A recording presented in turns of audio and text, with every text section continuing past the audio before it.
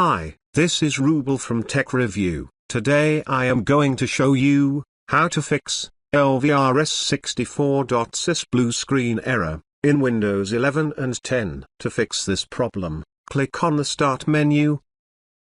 Type cmd after appearing the command prompt. Right-click on it. Click on Run as Administrator. Click on Yes.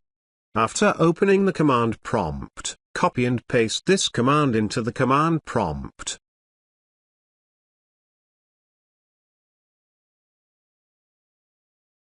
Press Enter. This code is available under the description. After completing this command, hope your problem is solved.